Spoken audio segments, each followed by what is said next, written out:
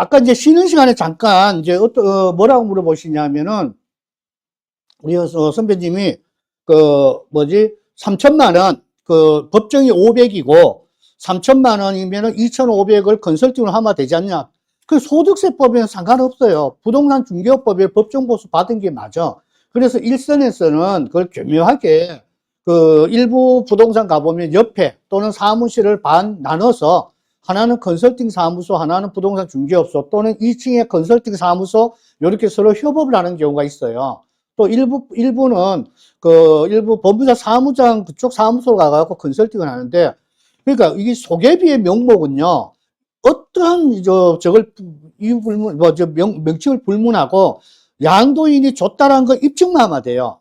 양도인이 줬다는 거. 예를 들어 양도인이 우리가 과거에 똠방이라고 그러잖아. 동네 토지파면서 이장님한테 구전료 얼마 줬다 이거예요. 그럼 그거 준 거 담배 종이에서 갖고 한 것도 입증만 되면 돼. 받은 사실 입증.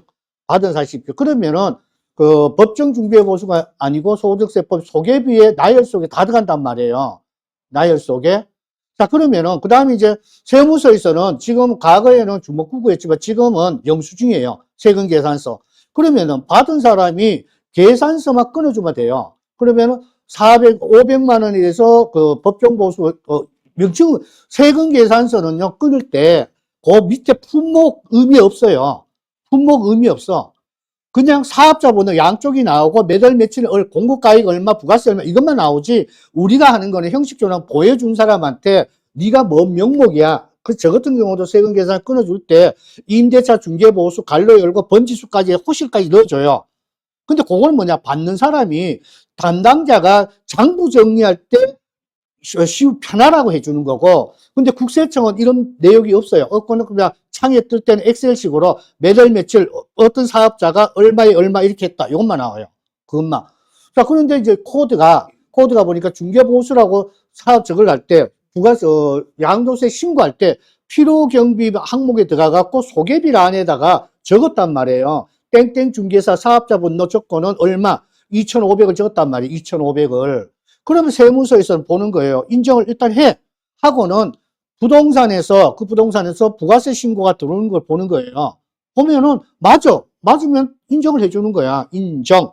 내용을 뭐 내용이냐 보니까 컨설팅 내용이었대. 뭐 부동산 매매에 따른 거. 그럼 요거로 끝나는 거예요. 자, 끝나는데 문제는 뭐냐? 세무서에서 제가 이걸 그때 그 몇 년 전에 확인을 해봤어요. 한 2군데, 3군데를 통해 갖고 요렇게 들어왔을 때 컨설팅비를 중개보수를 컨설팅비를 인정해 주냐니까 일부 세무사는 뭐 인정의 여지가 있고요 라고 하고, 대부분 세무서에서 일선 세무서 부가가치세까지 그런 거야. 그거는 저희들이 그 가다 하면은 그 일단은 그 어디로 저 행정부서 지자체로 통보해 줄 수도 있다는 거야. 통보. 그러니까 요렇게 해서 끝나면은 상관이 없는데, 문제는 뭐냐, 당사자가 이 영수증 두 개를 들고 하나를 지자체에다 밀어 넣어버리면은 이때는 이유 불문하고, 어떤 형식을 했더라도 이유 불문하고 가다 수수료가 된다 이 얘기예요. 응? 그래서 그거는 선택지는 각자야. 그래서 법의 해석은요, 소득세법하고 일부분하고 중개업법하고 틀리다. 자, 그러면 이번 시간 우리가 중개대상물 중에 지금 여러 개 중에 뭐 제가 물건을 쭉 해보니, 저도 여기서 안 해본 거는 여기에서 빠져있는 게, 제가 공장은 못 해봤어요. 그 다음에 임목은 아예 보지도 못했고, 임목은 등기상 보지도 못했고, 임목 등기, 공장, 일반 공장은요, 우리가 건축물로 들어가요, 일반 공장은. 그 다음에 공장재단이, 아까 했던 중개대에서 3번에 가 있는 그 공장재단은 저도 못 해봤습니다. 그 다음에 나머지는 제가 다 해봤어요. 그래서 우리 수업 자체가 부동산이 편협적으로 공부를 하면 안 돼요. 중개사는 전천후가 돼야 돼. 아, 나는 토지만 할 건데 내가 왜 상가 공부해? 그러면 토지만 자기가 10년, 20년 할 겁니까? 우리가 부동산을 하면은 나 분양권만 할 거야. 아니야. 분양권이 시간이 지나고 2, 3년 지나면은 일반 아파트로 전환이 돼요. 그러면 아파트만 할 거냐고. 길 건너가 다가구 주택이 있고 상가가 있는데, 그러면 그 손님들 오면 해야 될 거 아닙니까? 그러면 하려면은 기본 지식 이상을 갖춰야 된다 이 뜻이에요. 그래서 요 과정은 우리가 전체를 토탈로 하는 겁니다. 자, 이왕 요 사진을 본 김에요. 자, 분양권이다. 제 왼쪽 좌측에 있는 분양권이다. 분양권 거래할 때요, 중개사고 제일 많이 일어나는 게 뭘까요? 분양권 거래할 때. 네? 소유자 땡. 분양권 거래할 때요, 저게 방향. 왜 그러냐면은, 오늘도 제가 이렇게 그 차를 타고 기다리는데, 거기가 재개발 지역 아파트인데요. 그 평수가 적고 의무평형으로 짓는, 의무조합 평형으로 짓는 거는 이것들이 서양으로 다 뽑아놓고요. 서양으로 다 뽑아놨어. 조합원들은 남향으로 다 뽑아내 속으로, 아유, 저거 살도 나가겠다. 서양. 그 다음에 층도 낮아. 그러면은 분양권 거래할 때 사는 사람, 파는 사람한테 파는 사람 몇 동 몇 호입니까? 부동산에서 알잖아요. 몇 동 몇 호. 그러면 내가 펼쳐놓고 조감도를 봐야 돼. 혹은 얘는 서양, 남양 따져야 돼요. 근데 파시는 분이 그런 거야. 피가 3천이래. 3천은 공통이야. 제일 하위 금액을 잡거든. 근데 자기 건 보니까 서양이야. 서양의 저층이면은 거기다 옹벽이 마주보고 있어요. 그러면은 과연 가격이 떨어지지. 그런 걸 찾아내야 되고, 그 다음에 보면 옵션 들어가는 거. 분양권에서는 옵션. 옵션이 보면 A타입, B타입, C타입이 있단 말이에요. 그러면은 나는 그거 싫어. 색상이 싫어. 디자인이 싫어. 이렇게 나온다는 얘기예요. 요런 부분을 해줘야지. 그걸 매수자한테 어필이 안 되면은 저게 분쟁사고가 들어가요. 그 다음에 토지 같은 경우는 저기 중간 사진 보면은 저기 같은 경우는 일단 지목이 전이에요. 지목이 전이다 그러면 이유 불문하고 뭘까? 일단은 농지증. 그죠? 농지증. 근데 가보니까 잡석을 어떤 놈이 막 쓰레기를 갖다 부어놨어. 그러면 이거 원상복구 들어가야 되네 이렇게 생각을 해야 돼요. 왜? 농지는 농지증이 필수로 가야 되는 거거든. 그 다음에 졸업 물건 위에 보면은 고압선이 지나가죠. 그러면 여기는 약간의 이제 고압선 선화지 미칠 수도 있다. 그러면은 매수자를 현장을 데리고 와서 보여줘야 되겠다. 이런 식으로 현장 투어. 그 다음에 상가 같은 경우는 뭐 특별한 저기는 이제 원상복구. 상가를 중개해 줄 때는 사진을 좀 찍어 놓으셔야 돼요. 내가 만약 그 사람이 하겠다 하면 현장과 사진, 전체 사진 찍어 놔야 돼요. 왜? 나갈 때는 원상복구 범위를 어떻게 할 거냐? 그러면 원상복구는 네가 들어올 때 시점으로 이렇게 한다는 건 옛날 방식이에요. 지금은 뭐냐? 원상복구는 계약 시 임대인과 임차인이 촬영한 사진을 첨부한다. 이렇게 붙여놔 버려야 돼요. 그러면 원상복구에 대해 시시비가 덜 하겠죠. 그 다음에 아파트 같은 경우는 물건 딴 거 없습니다. 시설물 고장 부분들. 여러분들 같으면 집을 예를 들어서 예를 들어 부부싸움 해갖고 문짝 하나가 방 안에서 부부싸움에 문짝을 꽝 깼어. 꽝 깼는데 문짝을 하나 갈라니까 한 40만 원, 30만 원 달라 그러는 거야. 에이씨, 어차피 집도 파는 판에. 일단은 보기 싫으니까 스티커를 붙여놔. 큰 스티커로 붙여놔요. 집 보러 가면은 희한해. 방문을 열면 깨진 데가 벽으로 붙어버려. 안 보여요. 자, 이러고 나서 나중에 집 매수자가 집을 사고 나서 청소하려고 또 보니까 스티커 이거 달려? 보기 싫어. 확 잡아 떼는데 보니까 문이 깨져 있어요. 환장하겠지? 그러면 매수자가 사진 찍어 바로 부동산에 보내잖아요. 자, 문제는 확인 설명서에 문에 대해서 내역이 없어. 기타 시설물로 들어가 있다면 기타 시설물. 자, 이랬을 때 매도자 두세 번 전화 받다가 매수자 전화 받고 부동산 전화 받다가 성질 나면 그 다음부터 해. 요새 전화기 좋은 점이 그거예요.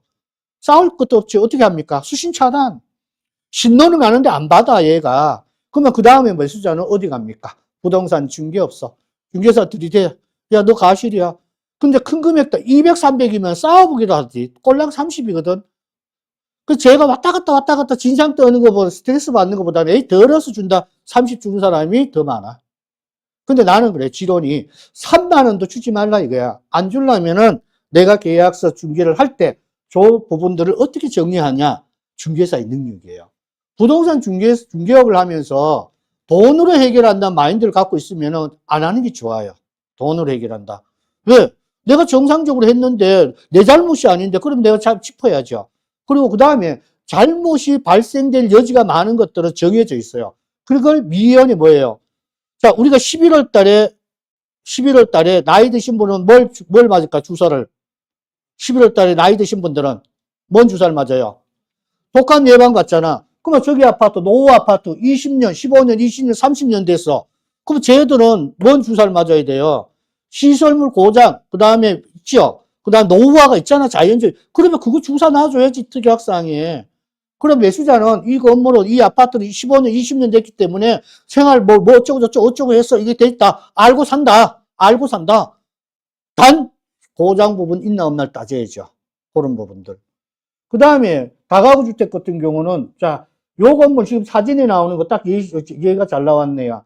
저기 토지 이용 계획 확인을 띄게 되면은 건축법에 여기는 지구단위 계획에 의해서 택지개발 지역이에요. 지구단위 어떻게 되냐?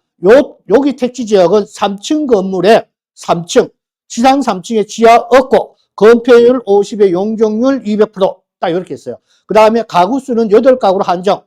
그 다음에 1층 점포 안 돼. 이렇게 되어놨어. 자, 지금 보니까 1층, 2층, 3층 됐죠? 그럼 가구 수가 8가구거든? 밑에 집에 보니까 몇 개가 돼 있냐? 하나, 둘, 셋, 4개지요. 복도 빼고 3개, 위에 3개, 그 다음에 2층 3개, 3층 2개야. 8가구 맞췄죠? 근데 옥상은 어디 돼 있어? 옥상. 옥상이 뭐가 있어요? 현장 다니면서 저런 걸 보는 거예요. 현장 다니면서. 보니까 옥상을 보니까 누다락이거든. 저기 누다락, 우리로 일반적으로 얘기하면은 저 옥상이라 그래요. 옥탑방. 근데 이제 건축에서는 누다락이라고 그러더라고. 우리 집을 지으신 분들은. 근데 누다락이 오면은 창고 용도란 말이에요. 창고. 근데 저기가 주거 용도로 돼 있으면은, 그러면은 건축법에 의하면 층고가 몇 층이에요? 4층이죠. 4층이면은 단독주택, 즉 단독주택 속에 다가구가 편입이 되거든. 그러면 그거는 층고가 3층이에요. 3층의 연면적 660제곱 이하. 자, 그런데 얘는 뭐예요? 몇 층? 4층이죠. 다 세대가 돼버리는 거야. 다 세대. 다 세대. 이게 세법에서 얘기하는 거야. 세무사들이 가끔 나와서 옥탑방을 누다락을 직원을 쓰고 전입신고를 하다 발견되면은 재수 없으면 다세대가 되는 게 저거다. 그럼 다세대가 되면 몇 개가 되냐? 위에 옥탑 누다락에서 한 가구가 있고 8가구 있죠? 8세대가 되는 거야. 9세대가 되는 거죠. 그러면 1세대 9주택이 돼버리는 거야. 양도세 중과대상 이렇게 얘기하는 거예요. 그러면은 우리가 저 현장을 가서 계약을 해줄 때는, 자, 전월세다 그러면은 옥탑은 어쨌든 간행적으로 저게 많아, 저게요. 그럼 옥탑은 전세는 하면 안 돼. 무조건 월세. 옥탑은 월세. 불법은 월세. 불법된 거는 월세. 그 다음에 나머지 보면은 이제 정상권은 전세. 그럼 옥상은 전세자금 대출되느냐? 죽었다 깨도 안 돼, 저거는요. 전세자금 대출.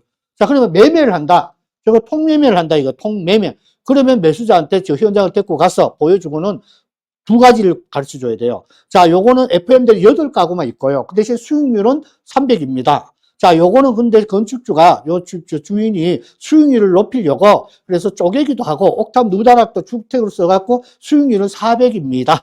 그렇지만은 요거는 임의로 한 건 약간의 건축법 위반 부분이 있습니다. 라고 얘기한 거야. 어떤 걸 선택할래요? 이제 선택지를 누구한테 주냐? 매수자한테 줘야 돼. 그럼 매수자가 2가지로 가더라고요. 저는 불법 아니에요.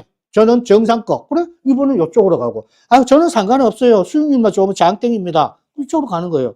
그러면 특약사항의 이 내용을 다 설명을 해주는 거예요. 회피하면 안 된다는 얘기예요. 그런데 제가 이제 공동중개나 일선에서 가보면은 일부 중개사님들이 이거를 회피해. 왜? 이걸 설명을 하면 매수자가 안 살까봐, 매수자가 도망갈까봐, 매도자가 싫어할까봐 어필을 못 하는 거예요. 그러다가 나중에 뻥 터지니까 뭐로 와요? 부메랑 중개사 오잖아요, 중개사. 그래서 저러저러한 부분들이 어디 가냐? 우리 확인 설명서 있죠? 10번 항에 미공시 기재사항란에 이런 걸 적어줘야 된다는 얘기입니다. 그 다음에 비도시 지역 같은 경우 이런 전원적인 구주택들, 여기는 항상 저 현장을 가서 보면 아우 시골 전원주택 공기도 맑고 좋다. 별장 지으면 되겠다. 별장 이거 밀어버리고 별장 세컨하우스 괜찮겠죠? 자, 설계를 떠보니까 아이고 마당 앞으로 도로가 지나가는 거야. 옛날 구도식들은요 지적도 하고 현황도로 안 맞아 이게요. 그러면은 얘들 거는 과거에는 중개사고가 많았어요. 왜 그러냐면 우리가 보는 게 지적도 뵙고 못 봤거든. 건축허가를 들어가면 지적도만 보는데 문제는 보니까 이 지적도는 멀쩡한데 현황 골목길로 도로로 쓰는다는 사람들이 옆집이 내 땅으로 들어오고 내 땅이 옆집을 침범했어. 경계 측량을 해보니까. 자, 이런 부분은 어떻게 할 거냐 이거예요. 자, 그런데 지금은 이러이러한 물건들이 나오면은 소위 위성지도, 그 다음 소위 지도 있지 않습니까? 특히 요번에 제가 교재를 편찬하면서 저도 그때 그냥 무심결에 봤던 걸 이번에 심도 있게 봤어요. 과거에 보면은 이제 무덤이 나온 거 우리 교재에도 예를 올려놨는데, 세필지 전 세필지가 의뢰가 들어왔어요. 산속에 있는 거야. 근데 임야를 예를 들어 저걸 해갖고 전으로 용도병, 지목병을 했어요. 그래, 근데 저거 좀 멀다 했는데, 그렇게 위성 지도를 보니까, 다음 지도를 가서 보니까, 확대가 어느 선까지밖에 안 돼요. 한모삼한 거야. 두 필지는 길쭉하게, 고구마처럼 길쭉하게 전으로 보이는데, 한 필지는 작아. 작은데 보니까 필지 번호도 분할이 된 거예요, 분필. 그래갖고 전화를 해봤어. 이거 왜 분필했는데, 그리고 땅이 너무 적은데 사진으로 잘 안 보이는데, 내가 그렇다고 그 산을 갈 일은 없잖아요. 이게 뭐예요? 그러니까 그 아저씨 왈, 아, 우리 그 아버님이 돌아가셔갖고 그 필지 원래 전이 두 필지인데 큰 거 한 필지를 쪼개서 약 40제곱을 분필한 거야. 분필에 묘를 만든 거야.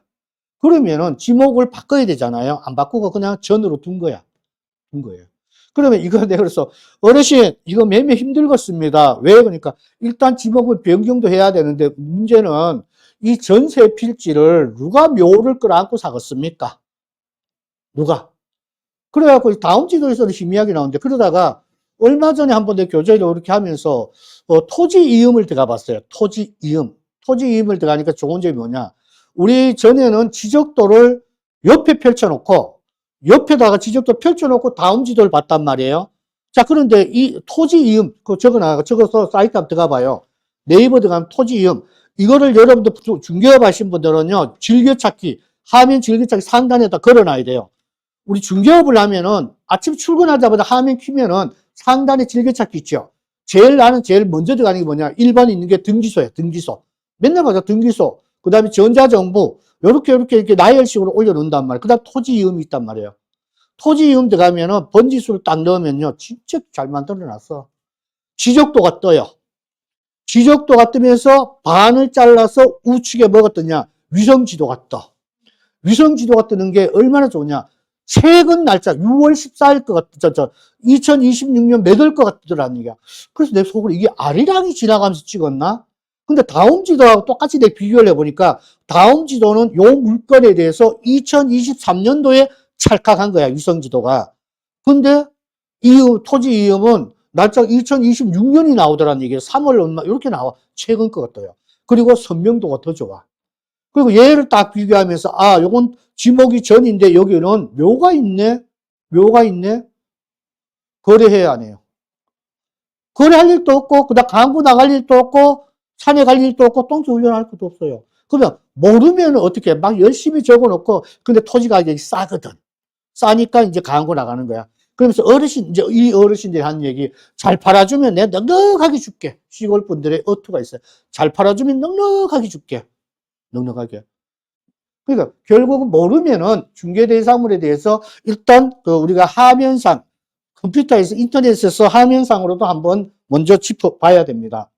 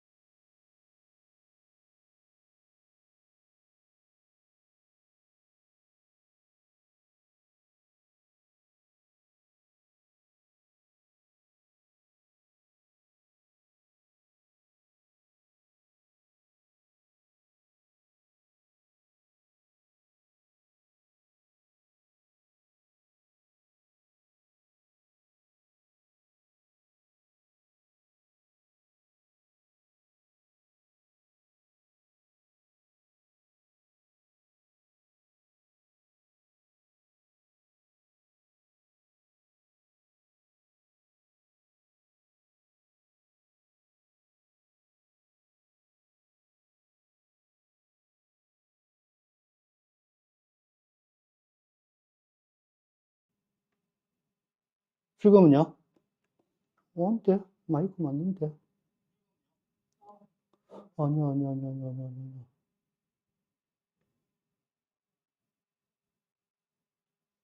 마이크 X. 되지 않나요? 어이구, 놀래라. 더 안 들려요?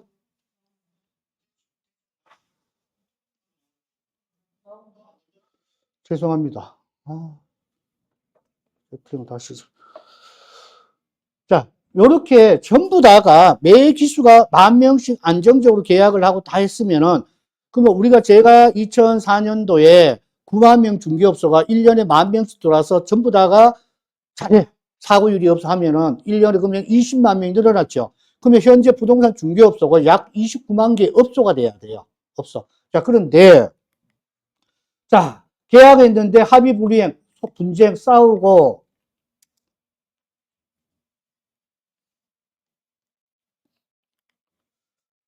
매수자 물건 샀는데 고장 파손돼 있더라. 토지를 샀는데 면적이 줄었더라. 상가 계약을 했는데 영업 인허가가 안 나더라. 자, 임대인 세입자 나가는데 뭐 어쨌든 뭐 희한하게 쓰고 나갔고, 그 다음에 우리 임차인 나가려고 하는데 임차권 등기돼 갖고 보증금도 못 받고 나가고. 자, 이렇게 해서 손해배상. 이거는 매수, 임대, 임차인들, 그러니까 두 사람만의 손해배상이 아니고 중개사도 손해배상이 들어가 있단 말이에요. 근데 이 손해배상이 자주 벌어지면은 업을 바꿔야 되겠죠. 자, 문제는 이런 결과치가 나오는 거, 안정적으로 나올 수 있는 결과치와 분쟁 소송이 발생되는 결과치를 누가 만들어줬냐? 중개사가 만들어줬다는 얘기예요.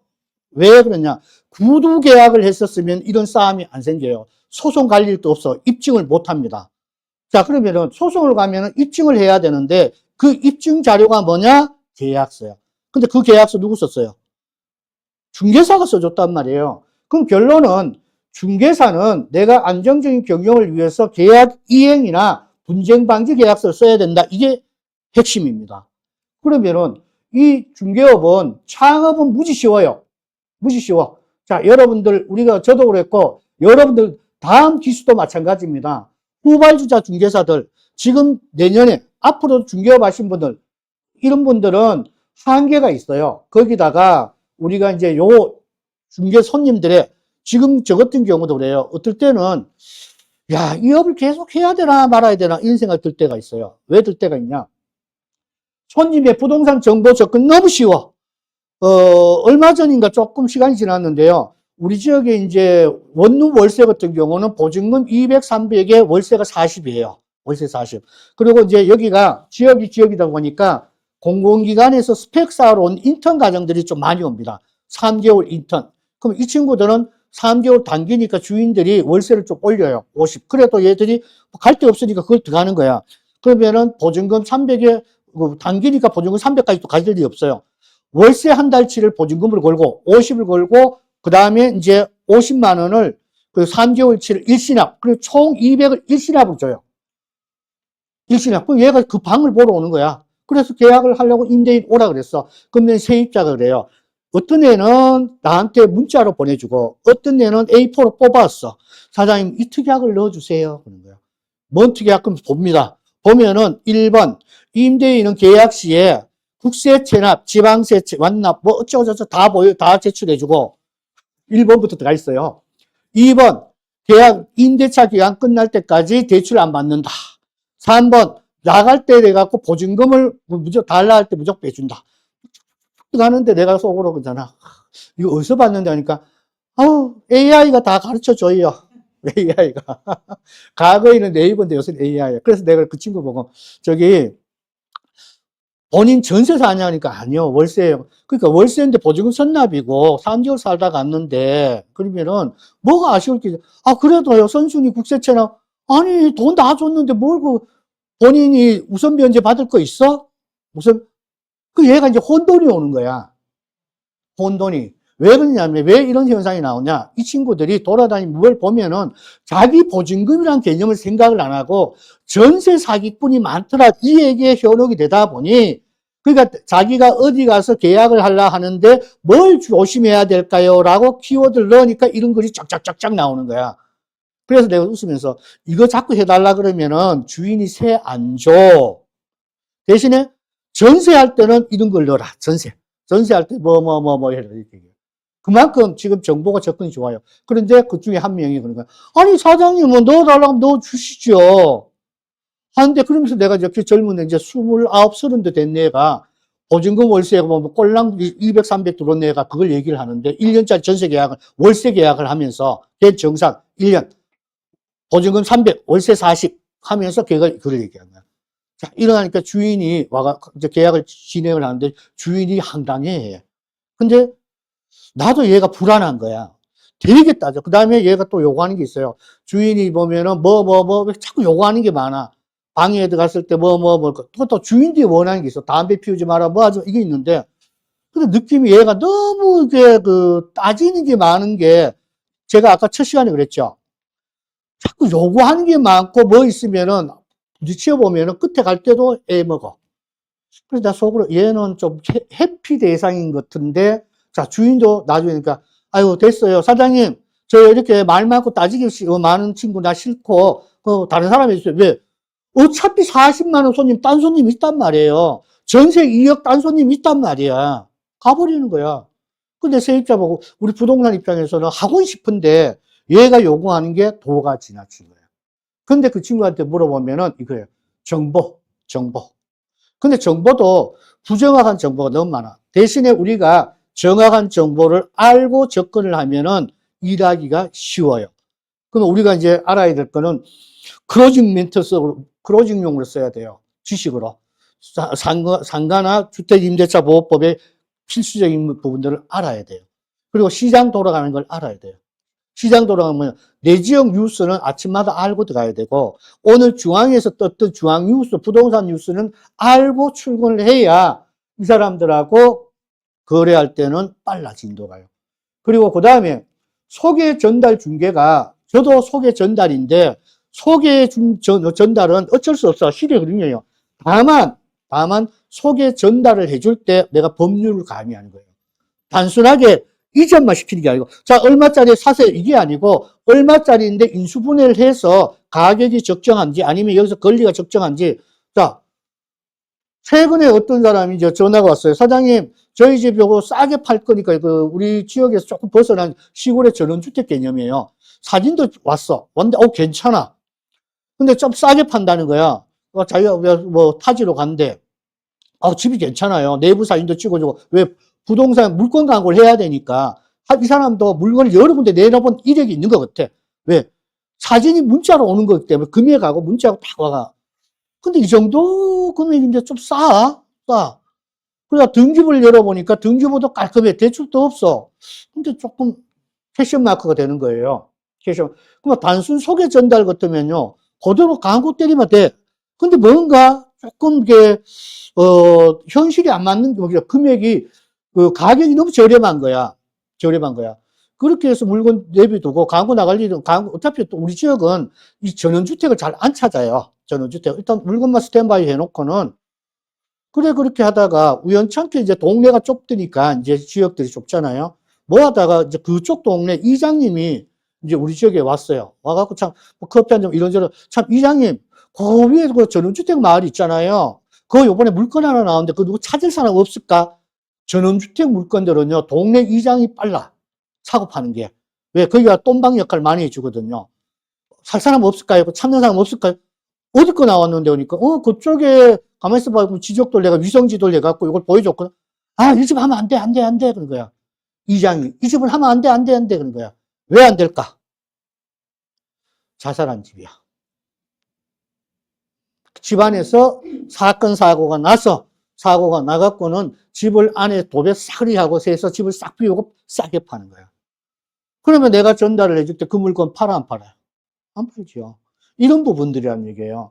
만약에 요걸 내가 파악을 안 하고 그대로 광고 올려갖고 그 사람이 준다는 수수료에 의해서 광고 때려갖고 계약을 하잖아요. 계약을 하고 나서 그 다음에 이분들이 매수자가 돌아다니면서 잔금전에 돌아다닐 거 아니에요. 그죠? 우연찮게 알았어. 그 동네 이장들이 그냥 편하게 얘기하자. 아유, 저런 집을 사. 왜요? 그러니까 그거 흉가야, 흉가. 우리 책에도 있잖아요. 자살한 집은 흉가기 때문에 그 중요 사항으로 되기 때문에 중요. 그러면 계약의 무효 사항이 된다. 계약 무효. 단 소유권이 넘어가면은 안 돼. 소유권이 넘어가면 소유권 취소가 안 돼요. 그러니까 그나마 잔금 전이니까 계속 계약 취소가 될 수가 있다니. 계약 무효. 그러면은 계약 무효를 완성시키기 위해서는 중개사가 얼마나 시달려야 되겠습니까? 이런 부분들이 여러분들이 속에서 있는 그 우리가 정착이 쉽지 않은 이유 중에 하나가 돼요. 그래서 대부분들은 이런 형식으로 갑니다. 대부분들. 어쩔 수가 없어. 왜 어쩔 수가 없냐? 우리가 실무교육 45시간 동안 이거를 가르치는 게 아니란 말이에요. 총청에서 가르치고 하다 보니 내가 현장에 들어가갖고는 등기부 나오면은 이제 각자 내 스스로 이제 해야 되는 거야. 하나하나 해야 돼. 등기부 신분증 갖고 오셨습니까? 자, 대출 있네요. 요거 어떻게 하실 거예요? 대출 없네. 좋은 집이에요. 자, 그 다음에 뭘 원하세요? 아, 예, 저 잔금 4월 말일 날 할 거고요. 그래? 그 다음 넣을 게 없어. 잔금, 대출도 없고, 잔금 4월 말일 날 하는데, 그러니까 중개사 뭐 써야 되는데 쓸 게 없는 거야. 그러니까 뭐 쓰는 게 1번 뭐예요? 그 유명한 문구 있잖아요. 헌법 1조 같은 거. 현 시설 상태로 인수한다. 1번 그거야. 그 다음에 2번 제세공과금은 어떻게 한다. 3번 잔금일까지 뭐죠. 그 다음에 4번 더 쓸 게 없어. 없으니까 뭐라 그래요? 기타 사항은 민법과 관례에 따른다. 끝. 아, 참, 저건 넣는다. 돈은 매매대금 계좌는 이렇게 한다. 이것만 넣어. 이것만. 자, 이러고 나서 계약서를 줍니다. 계약서를. 그러고 나서 여기서 이제 숨어 있는 것들이 이제 빵빵 터지기 시작하겠죠.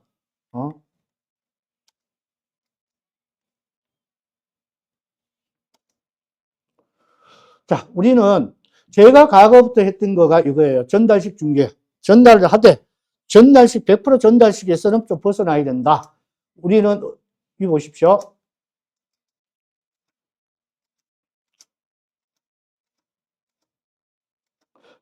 이렇게 됐을 때, 우리 부동산 중개업은 내 혼자만 끝나는 게 아니고 전부 연쇄파동입니다. 연쇄파동. 자, 아파트 퇴거 임차인 아파트가 요 아파트 살고 있는 사람이 나가 이제 그 다음에 전세 사는 기차 힘들어. 그래서 이 사람이 나 상가주택으로 살 거야 해서 집을 매매 계약을 했고, 집을 판 사람이 상가를 샀고, 상가 산 사람이 토지를 샀어. 이게 순환적으로 움직여요. 이 움직일 때는 과거에는 일부 보면 직거래도 있었지만 지금은 거의 95%가 부동산 중개사들이 개입이 돼요. 왜? 그래야 국가가 신뢰도 해주고 은행에서도 신뢰를 해줘요. 근데 문제는 한쪽 어디에서 펑크가 나기 시작하면은 나머지 사람들이 연결이 되느냐? 안 돼. 나머지 사람들도 못 돌아요. 왜? 내가 계약금 받아갖고 잔금을 쳐야 되는, 잔금 받아 잔금 쳐주고, 잔금 치고, 잔금 쳐야 되는데, 밀어내기를 해야 되는데, 그러면 하나에서 끝나버린단 말이에요. 끝나버린단 말이에요. 그랬을 때, 이거를 내가 우리는 예측을 해줘야 돼요. 아, 우리 손님이, 사장님 이거 사셨어요? 파셨어요? 뭐 저요, 이거 사는 거는요, 내가 저쪽 돈을 받아갖고, 이거 치는 거예요. 그 다음에 뭘 하는 거예요? 라고 했을 때 우리는 계약이 선순환으로 이루어지기를 원해야 되는데 만약에 불이행됐을 때는 이거 외에 방법밖에 없더라 이거예요. 방법. 근데 저 같은 경우는 제가 한 이 정도까지 부동산을 하면서 매매 계약 일방적으로 계약 해지된 거는 두 건 있었어요. 두 건. 일방적으로 계약 해지한 거 두 건. 어떻게 매도자 한 4년인가 5년 전에 우리 지역에 보면은, 우리 지역도 아니에요. 유탄을 맞았어요. 그 우리 지역 옆에 지역에서, 한참 떨어진 지역에서 국가에서 하는 무슨 강속기인가 뭔가, 이제 그게 그게 확정이 됐어요. 하여튼 용어도 어려워. 근데 거리는 한 6, 70km 떨어져 있어요. 그러니까 외지인들은요, 하나에 멀면요, 청주시라는 걸 봐버리는 거야. 청주시 흥덕구에 강속기가 들어왔다 그러니까 부동산이 그냥 미친 듯이 보면은요, 넓은 게 아니고 매물로 내놓은 사람이 지하고는 하등 상관없는데, 우리 흥덕구에 뭐가 들어와? 이렇게 된 거야. 자, 그러면 예를 들어 강남구에 뭐가 들어온대. 그럼 강남구가 넓어, 안 넓어요? 넓잖아. 이 사단이 난 거예요. 그 자기하고는 하등도 상관없는데 이 사람이 안 팔아. 그 다음에 거기다가 이 사람을 받쳐준 게 있어요. 매수자. 묻지 마로 흥덕구 걸 싹쓸이 하는 거야. 묻지 마로. 이렇게 해서 일방해제가 좀 있었던 사건들이 있어요. 그렇지 않으면은, 그때는 이제 일방해제를 하더라도 지가 2배씩 시간 줘버렸으니까 뭐 깔끔하게 깔끔했지. 그런데 문제는 우리가 밀어내기가 아니었기 때문에 그냥 괜찮은데, 만약 밀어내기였을 때는요, 내가 여기 있어 보면 지금 주택을 매수하신 분이 10억에 매매 계약을 했어요. 세입자가. 잔금이 9억인데, 자, 그러면 비중개업소를 통해서 다가구 주택을 갖고 있는 사람이 1억 계약금을 받아갖고 상가를 50억짜리 상가를 샀어요. 계약금을 얼마 줬냐? 5억을 준 거야. 자, 그런데 들어오려고 했던 다가구 주택 매수인이 포기하는 거야. 계약금 1억을. 그죠? 자, 그런데 1억을 못 받고, 계약금 9억을 못 받고, 잔금 9억을 못 받으니까 상가 매매 잔금 45억을 못 치는 거예요. 왜? 내 돈이 지금 35억밖에 없어. 9억을 더 받아야 되는 거야, 9억을. 이러니까 상가를 매수한 다가주택 매도인이 미치는 거야. 그 다음에 매수자한테 막 쌍욕을 해줘. 부동산한테 쌍욕을. 네가 이 일을 그따로 하니까 내가 계약금 지금 얼마? 5억을 날리게 생겼다는 거야. 1억을 받지만 5억 날리면 4억 손해죠. 야, 부동산 네가 물어내. 이렇게 돼버린 거예요. 그러면은 이런 것들이 단순 소개 전달에서는 이게 비일비재하게 나오는데 내가 조금만 분석을 해서 그래? 그러면은 우리 들어오는 매수자 당신은 요 잔금 9억을 쳐야 될 의무가 있게끔 만들어 버립니다. 의무가. 그래서 여러분들이 뉴스를 가끔 보다 보면은 부동산 계약을 해서 제가 다른 물건을 사서 또는 내가 다른 물건을 팔고 이걸 살려고 하는데 내가 이걸 계속 유지하려면 어떤 방법이 좋을까요? 손해를 방지하는 게 어떤 게 좋을까요? 하다 보면은 여기에서 보면 계약금 몰취하는 거는 상대방이 계약금을 몰취하고 2배를 주는 거는요, 통상손해라 그래. 민법에서요. 근데 내가 이제 이 계약서를 쓰면서 자, 계약을 했어. 매매 계약을 10억짜리 해서 1억에 계약 9억을 했어. 자, 그러면은 주택을 파신 매도자가 나를 통해서, 비중개사를 통해서 또는 다른 중개사를 통해서 물어봅니다. 사장님 이거 파셔갖고 뭐 할 건데? 물어보니까 나 상가 살 거야. 그럼 제가 사드릴까요? 해도 되고, 아니야, 나 딴 데 아는 데 있어. 그러면 상가 계약을 하시면 무조건 매매 계약서 사본을 저한테 하나 보내주세요. 왜? 사장님은 계약금 그쪽에서 한 거 손해를 안 보시려면 이쪽 매수자가 알아야 됩니다. 그러면 특별손해 민법 내용을 설명을 해줘야 돼요. 그러면은 어쨌든 간에 결론은 매도자가 상가를 샀다는 계약서를 나한테 갖고 와. 그러면 나는 그걸 갖고 이 매도자한테 자, 이거가 사장님은 매수자의 잔금 9억을 받았고 40억 칠 거죠. 그래 만약에 변수 하나가 매수자가 잔금을 안 치면 사장님 5억 날립니다. 그럼 5억을 손해배상을 받으려면 매수자가 알아야 됩니다. 자, 그래서 합시다. 내용증명을 띄우는 거. 이때 내용증명. 배달 내용증명 만드는 거예요. 내용증명 해서, 자, 이만저만 해서 내가 이렇게 당신 돈을 받아서 이 상가 매매 계약을 했다. 그러니까 당신은 꼭 잔금을 준수해라. 만약에 당신은 잔금 준수를 안 하면 나 저쪽에 5억을 모치당한다. 만약에 그게 모치당하면 당신이 모든 손해배상 당신의 책임자라. 특별손해를 안 내준 거예요. 이 특별손해는 상대방이 알아야만 돼. 그러면 그렇게 우편물을 만들어서 3장을 출력을 해서 내용증명을 띄우는 겁니다. 내용증명을 띄우고 우체국 가면은 일반 내용증명 갔는데 안 받으면 돌아와 버려요. 무조건 배달 내용증명. 상대방이 사인을 해야 돼요. 그러면 매수자가 받았단 말이에요. 자, 매수자 받았는데 매수자가 뜻하지 않게 자기가 포기하게 생겼어. 포기하게 생겼는데, 그러니까 나중에 자기가 생각을 해보니까, 1억만 포기하면 될 줄 알았더니 저쪽에 5억까지 내가 물어줄 판이야. 그럼 6억을 물어줄 것 같으면은 잔금 쳐 안 쳐요? 치지. 이게 계약의 유지 기능이란 얘기야. 그래서 부동산 중개사들은 내가 단순하게 전달 소개해서 중개만 완성시키는 게 아니고 향후에 내가 아닌 다른 중개업소에 가서 계약했던 이런 부분까지도 연결을 할 줄 알아야 된다는 얘기예요. 그래서 여기 내용을 한번 보면 자, 매매 계약을 하게 되면은 우리가 여기까지 하는 건 전부 다예요. 누구든지. 자, 이런 부분들이 나온단 말이에요. 계약 후의 분쟁. 자, 이 중에 이제 하나가 이런 것들 보면은 내부 시설물 있죠. 만약에 아파트를 매매한다. 내부 시설물. 보일러. 이런 거는, 자, 확인 설명서 없는 거. 이거 어떻게 할 거냐 이거예요. 이런 부분들. 이런 부분들을 어떻게 할 거냐 이거지. 이게 어디로 가야 되냐. 현 시설 상태를 인수한다. 이게 아니고 나열을 해줘야 된다는 얘기예요. 나열을. 이래서 우리가 소위 얘기해서 중개업소에 들어가신 분들이 아까는 신규 개설을 많이 했죠. 1년에 10,000명씩 했죠. 대비를 해봅니다. 휴업 폐업을. 근데 최근에 와갖고 22년도부터 시작해서는 폐업률이 좀 높아요. 23년도부터는 마이너스가 개업보다 폐업이 많습니다. 이때는 시장 상황도 안 좋지만은 왜 이게 이렇게 되냐? 중개업이 위험 사업으로 이제 편입이 돼 있어요. 왜? 부동산 금액이 커요. 부동산 거래 금액이 크다 보니 사고가 생기면은 손해배상률도 높더란 얘기예요. 이러다 보니까 과거에는 만만하게 봤던 거, 에이, 할 거 없으면 복덕방이나 하지. 할 거 없으면 이거나 하지. 이렇게 했던 게 이게 전문 직업으로 이제 편입이 돼버립니다. 왜? 수입하고 비례가 되는 거야. 우리가 중개보수가 적다고 하면 적고 많다고 높다고 하면 높아요. 왜 그러냐면은 우리는 그 건당인데 양쪽에서 받지 않습니까? 자, 200만 원짜리, 300만 원짜리 월급, 400만 원짜리 월급. 연봉 6천, 연봉 1억이다 치자 이거. 연봉 1억.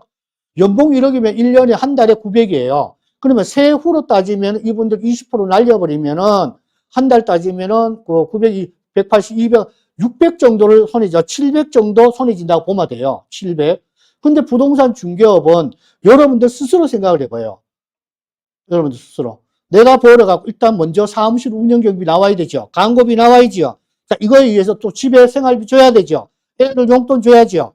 그러면 여러분들이 쓰는 거를요, 딴 거 데이터 볼 거 없어요.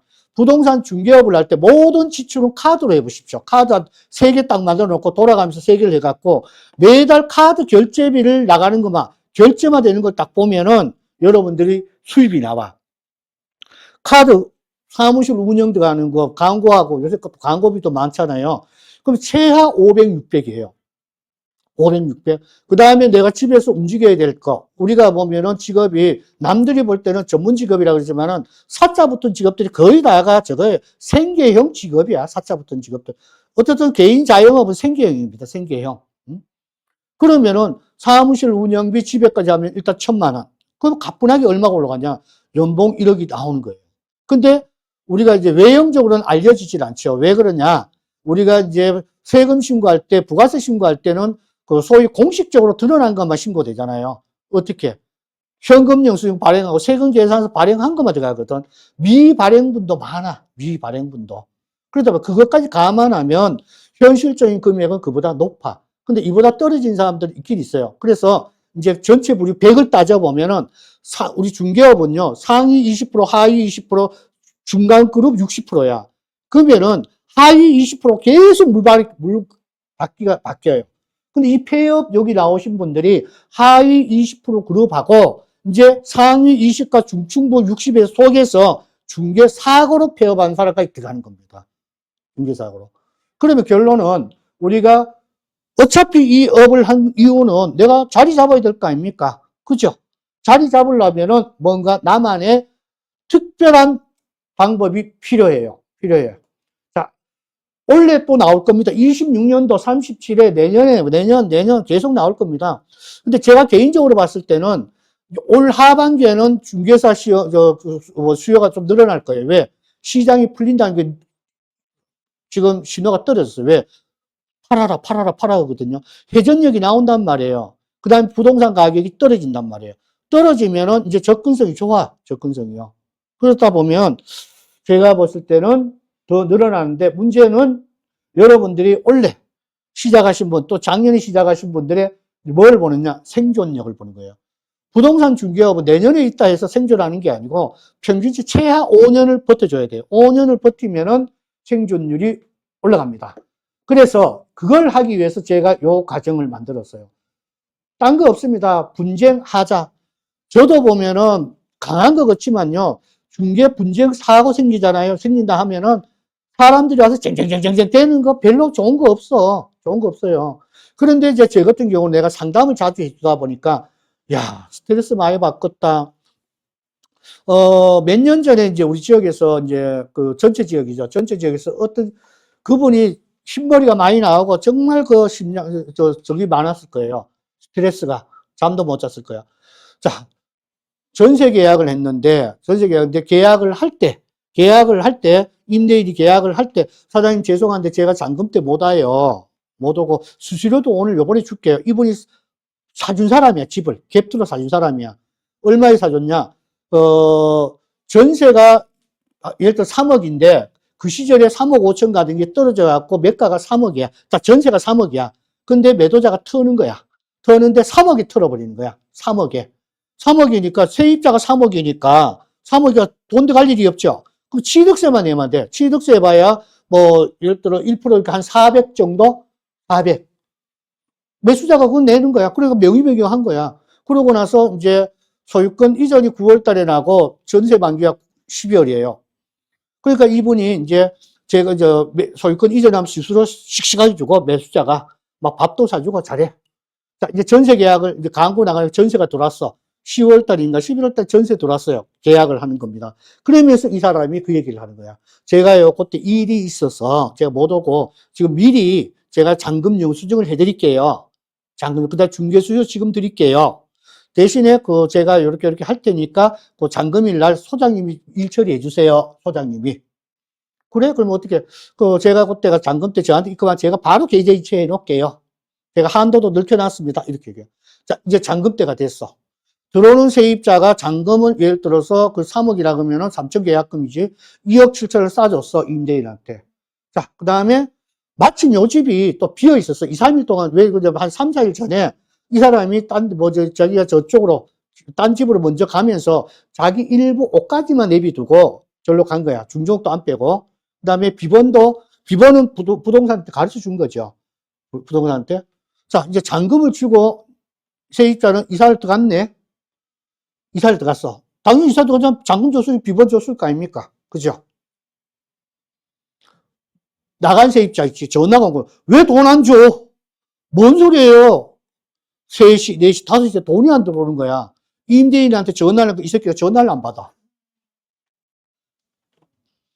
전화를 안 받아. 이제 주소지 들고 쫓아가는 거야. 주소지 들고. 찾아 못 찾아.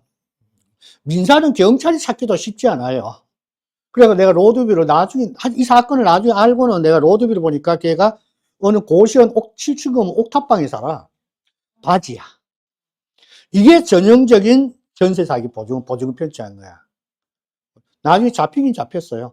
근데 문제는 12월 달에 그 사건 터지고 나서 얘가 3월인가 4월 달에 잡혀서 우리 지방 뉴스에 나왔어요. 로컬 지방 뉴스에 나온 거예요. 그래서 내가 찾아본 거거든. 그 다음에, 자, 이제 문제는 그건데 문제는 나간 세입자잖아. 나간 세입자는 법률 자문 받으니까 자기는 아직 보호를 못 받으니까 점유권 있잖아. 중도 안 뺐죠. 다시 리턴. 이제 들어온 세입자 살고 있잖아. 너 나가 이 새끼야. 경찰에 신고하는 거야. 불법 전유. 끄집어내는 거야. 이제 쫓겨났어. 자, 이렇게 진행하는데 얘는 어차피 이게 경매로 넘어갔나 해갖고 이제 돈 다 회수했어. 얘는 자기 거 받으면 돼. 다 받으면 돼. 근데 문제는 들어간 세입자 있죠. 들어간 세입자. 3억 떡 싸먹었잖아. 떡 싸먹. 그러면은 이 떡 싸먹는 과정이 1년이 걸리는데 중개사가 얼마나 시달렸겠어. 그죠? 그러면은 이제 여러분들 이런 거 방지하려면은 아까 전 시간에 했던 게 뭐예요? 밀어내기 전세는 어떻게 한다? 전세입자한테 바로 싸주는 거. 그래서 이게 우리 교재에 있는 게 밀어내기 전세는 임대인이 저도 옛날에 2번을 겪은 사건이 있어요. 2번. 왜 겪었냐? 잔금일이 됐는데 임대인이 연락이 안 돼. 그래갖고 이제 밤에 되면은 퇴근하면 가보고, 밤 12시에 가보고, 새벽에 불이 꺼져 있어. 한 3번, 4번을 갔는데 이제 포기 상태. 한 3, 4일 지나는 그 포기 상태. 그러다가 어느 날인데 전화가 드리고 오는데 그 사람이야. 바로 입에서 욕이 가자. 야, 이씨, 이렇게 하는데, 아유, 사장님은 뭔데 이렇게 전화를, 아니, 당신은 말이야, 자기 중국이 해외여행 가 있었던 거야. 그래서 내가 경우의 수를 따져보니까, 임대인들은 어차피 내 돈 아니거든. 무관심한 거야, 잔금일이. 무관심. 그래서, 요런 횡령한 사건 하나와 임대인의 무관심, 여행, 병원에 입원, 혼수 상태, 어떻게 할 거냐, 이거야.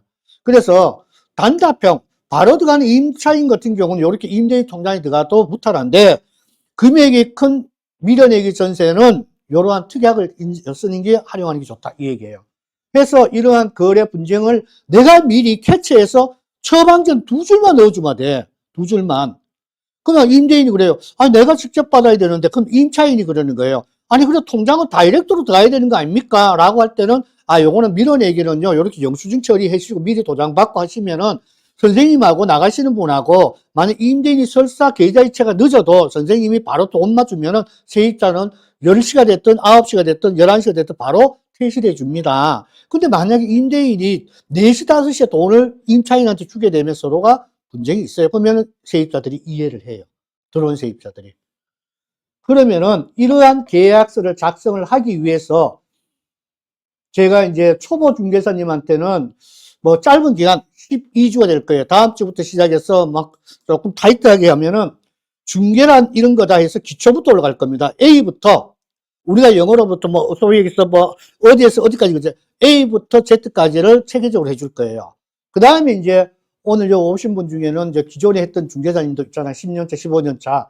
경력 중개사님한테는 중개 기법하고 계약서 쓴 거에 지금까지 간행적으로 썼던 거에서 좀 방향을 틀 수 있는 터닝 포인트 기회가 될 겁니다. 그걸 또 해야 돼. 그렇게 해야 기존의 중개업 하던 방법에서 탈피가 될 겁니다. 그래서 여러분들이 최종적으로는 지금 당장은 안 돼요. 지금 당장은 우리가 60%에 들어가 있고 20%인데 나는 이왕이면은 어디에 가야 되냐? 내 지역만큼은 내 지역 중개업소 예를 들어 20개가 있다. 그러면은 4등 안에 들어야 돼. 상위 2%. 그러니까 폭넓게 보면 안 돼요. 폭넓게 예를 들어 뭐 1km 이것까지 필요 없고 내 지역에서 경쟁업소 있죠. 우리 지역 같은 경우는 1과 2가 나눠져요. 그러면 2는 서울역을 기준 잡으면 서울 남대문 쪽이 1이고 그 다음에 서부역 쪽이 2예요. 그러면 아예 상권 자체가 틀려. 그러면 1지역에서만큼은 부동산이 30개다, 20개다 그러면 여기에서도 1지역도 나눠줘야 돼요. 1지역도 섹터가 1km 거리, 500m. 그러면 500m 내를 잡아줘요. 500m 내가 전체 중개 건수의 80%가 나온단 말이에요. 그럼 1km 내가 내 전체에서 80%가 나온다 하면은 여기에서 중개업소가 20개다 그러면은 4등 안에 들어야 된다는 얘기예요. 그러면은 내 중개업소는 영원한 철밥통이 되는 겁니다. 철밥통이. 근데 이렇게까지 올라가는 시간이 얼마 걸리냐? 최소한 2년, 3년, 길게 잡으면 안 돼요. 2년, 3년까지, 2년, 3년만 그냥 똑같은 패턴을 해줘요. 똑같은 패턴. 똑같은 패턴을 해주면은 2년, 3년 지나면요. 처음엔 여러분들이 거북이처럼 올라가요. 근데 어느 순간에 팍 튑니다.